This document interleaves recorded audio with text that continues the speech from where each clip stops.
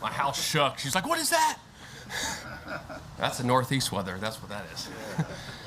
It's not San Diego. No, it's not. All right. I'm ready when you guys are. You guys did a better job of getting the ball out quick. Obviously, game plan oriented. But how much did the O-line issues factor into that? You know what? I think those guys, when they went out and played, I thought all those guys that came in, Herbie and Landon and Jack, I thought they did a heck of a job. They battled the whole game. They fought their butts off. I thought overall it was a good performance for those guys. Hey Shane, when you go back to that first fourth down, Nick was talking about maybe the play getting in a little bit late. What was the communication there, getting that play in and the decision? We had a kill on it, and when you have a kill on it and there's 2 plays being called, we just got to get it in quicker. That's the bottom line. I got to do a better job myself there. We've seen a lot of the ineligible man downfield penalties. Looks like on the RPOs. It looks like that's a pretty big part of your offense. How do you fix that? We just got to continue to work it and talk through it. I mean, that's the biggest thing, right? We just got to keep that space between not going all the way down the field. You know what I mean? You got to keep that 1 yard in between those guys. That's the biggest thing. We got to keep working it. Are those guys opponents doing, though, to slow up the timing on the throw? Or is that just you guys offensively executing? Yeah, we just got to control ourselves off the line of scrimmage a little bit sometimes, because obviously you can hand it off and you got to get up to the second level to block those guys. So that's something, like I said, we got to keep working through. What did you see from Jalen Hurts this past week that was better than what he's done in the past? I think more than anything, he's continuing to grow, and the consistency is the biggest thing right now with him, and he's continuing. You know, we got to keep stacking those games on top of each other. Just the consistency, obviously the completions he's getting, the big plays he's creating. We got to continue to do that. Gainwell's such an interesting player for a young 5th-round pick to be able to catch the ball like he does. What makes him such a special receiver? I think he's got really good hands, and he's got a great ability to find the dead spots and zones, and his speed. You know, we've hit some shallows to him, so his speed's big. He's got really good hands. He's got a good feel for that. Shane, after the first 2, maybe 3 possessions, the offense seemed to have less motion and be maybe more traditional dropbacks. Was that by design because the first 15 plays were scripted, or is that more the way the game was going? And yeah, I think that's just the way the game's going. You know what I mean? I mean, obviously, if we talked about the last week, we're going to use motions to help us, and obviously we have certain things that we have set up to where there is no motion that we feel that we can get an advantage there. I guess what I'm saying, if you guys were ahead by a touchdown or so and not behind, do you think that it would have looked more like the first quarter with what you guys were doing offensively? Not necessarily. I think we just go with what we got in our game plan, and we go and try to create big plays that way. Was the top defense in the league up until this past week anyway. What do they do well? They're really fast. These guys can fly around the football. They got speed off the edge. I know Shaq Thompson's out, but he's a really good football player, and then Burns is a really good football player. They got really good players. They got really good speed, like I said, and they can fly around and tackle. That's the bottom line. As far as Gainwell goes, how do you balance the reps that he gets versus what Miles Sanders does? Yeah, I think those are things that we talk about through the week. Like, we put guys in position what we think guys do best, and then we put them in those positions to make plays. So if we feel that Kenny gives us the best chance in this situation to make a play, we'll put him in. Same thing with Miles. If we think he gives us the best chance in a situation, we'll put Miles in. In watching the film, Nick gave us his assessment of what happened with Devontae and the illegal touching. Rewatching it again, do you agree with him that it was kind of back and forth in terms of the hands between the players? Yeah, it was. It was back and forth. It was tough. I mean, obviously, Devontae would say this too. We just got to hold the line a little more, hold the line a little more, but we just got to do a better job there. That's happened to us twice now. Point with JJ, on that OPI that he had took a touchdown away from Hurts. Yeah. That? So we tell him, obviously, the guy that was covering Zach, right? We're trying to create interference there. Obviously, the guy bubbled over the top. I mean, it was a tough call. They called it, and it was something we got to live with, and we got to go from there. As a play caller, what have you learned about Nick?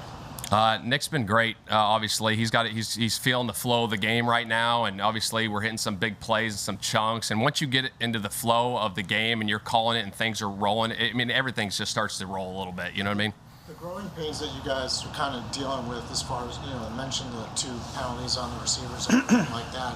I mean, how much of that did you kind of expect coming into the season with such a young receiving core and a young quarterback and everything like that? And how's that coming along? Yeah, I don't know if I expected a ton, but some of those things happen, right? And you guys got to teach them and overcome them, and we got to keep learning from those things. And much teaching like are you guys doing like with? Oh, tons. There's obviously we're trying to grow and get better for everything that we have a mistake on. We got to correct it in the film room. That's the biggest thing. In talking with us yesterday, Nick said that explosive plays are one of the two things he looks for in the stat sheet after a game.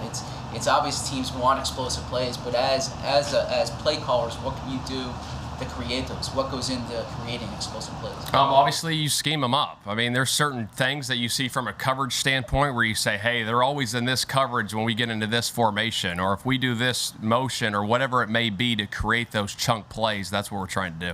With moving Landon to left guard, is it fair to say that part of the reason for that was knowing that Isaac is out for the year and this would be his Landon spot for the rest of the year as opposed to Brandon maybe coming back? Yeah, I don't know if it'll be a spot for the rest of the year. Could it be? Yeah, it could be, but we're working through. We're going to play the best 5 guys every week. Back to the illegal downfield stuff. Nick said it's been a point of emphasis around the league. So if it continues that way, you guys might have to think about calling it less. Have you seen that? Is it borderline? Is it bang bang? Or have you guys been making that mistake?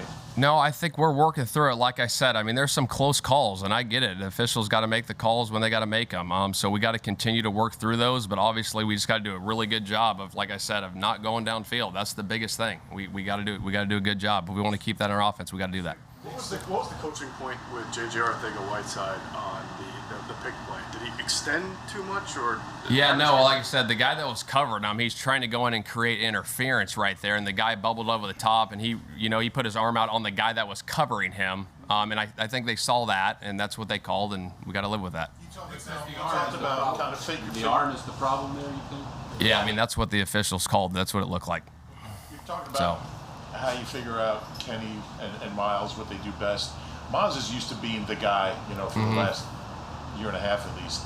How's he reacted to the way he's sharing reps with Kenny? I think Miles is fine. We all know that Miles is a heck of a football player, obviously, and we want to get Miles the ball as much as we can. And I think Coach hit on it the other day, right? We have runs where it's a zone read play. We have runs where it's an RPO play, right? So we're reading a guy, right? So if Jalen sees a defensive end and he crashes, he's going to pull it. If he plays up the field, we're going to hand the ball off. So that goes into it. Nick said he wanted to see more big plays off of when Jalen scrambles there. Is it more of the wide receivers trying to get and tight ends getting used to the rules for those breakout things? Yeah, that's on me. I think we got to continue to practice that. I got to put when we script plays during practice, we got to create more scramble drills in practice. We do a couple a week, but we need to do more of that so we can get better at that. Because one of the teaching points for that. On that, well, we want to have good spacing when we scramble. So when we scramble, the receivers where they're running routes, right? One guy goes low, one guy goes high, one guy gets in the middle, and the other back guys, you're basically creating 5 on a dice, right? We want to have good spacing, and so wherever he scrambles to the left, you kind of flow to the left. He scrambles to the right, everyone flows to the right, but everyone's got to have good spacing when we do that.